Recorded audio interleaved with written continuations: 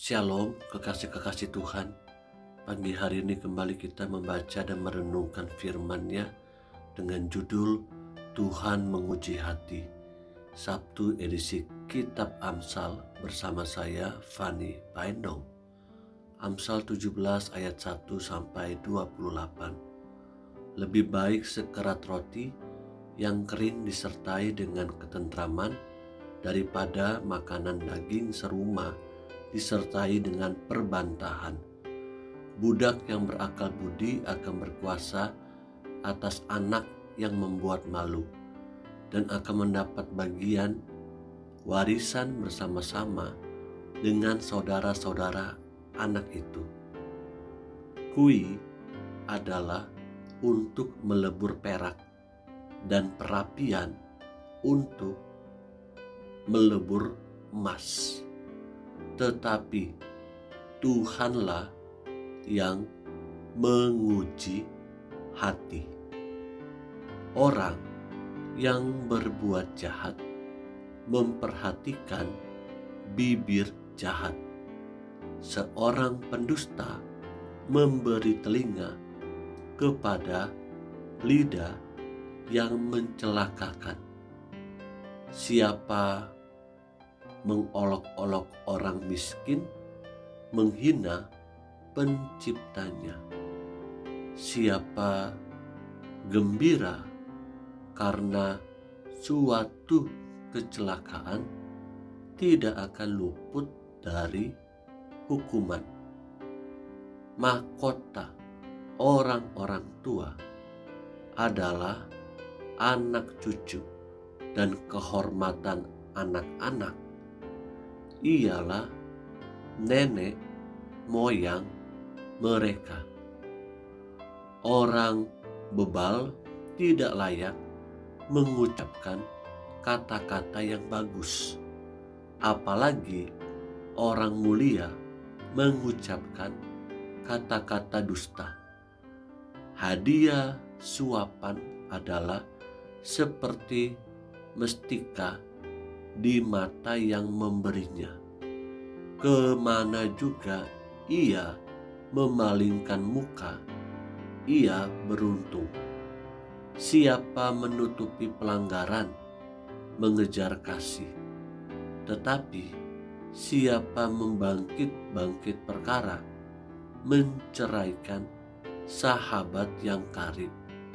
Suatu hardikan lebih masuk daripada orang berpengertian daripada 100 pukulan pada orang bebal. Orang durhaka hanya mencari kejahatan, tetapi terhadap dia akan disuruh utusan yang kejam.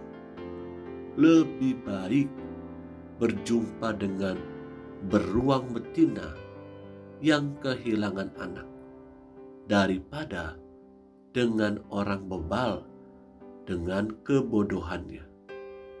Siapa membalas kebaikan dengan kejahatan, kejahatan tidak akan menghindar dari rumahnya. Memulai pertengkaran adalah seperti membuka jalan air. Jadi undurlah sebelum perbantahan mulai. Membenarkan orang fasik dan mempersalahkan orang benar, kedua-duanya adalah kekejian bagi Tuhan. Apakah gunanya uang di tangan orang bebal untuk membeli hikmat, sedang ia tidak berakal budi? Seorang sahabat menaruh kasih setiap waktu dan menjadi seorang saudara dalam kesukaran. Orang yang tidak berakal budi ialah dia yang membuat persetujuan, yang menjadi penanggung bagi sesamanya. Siapa suka bertengkar, suka juga kepada pelanggaran.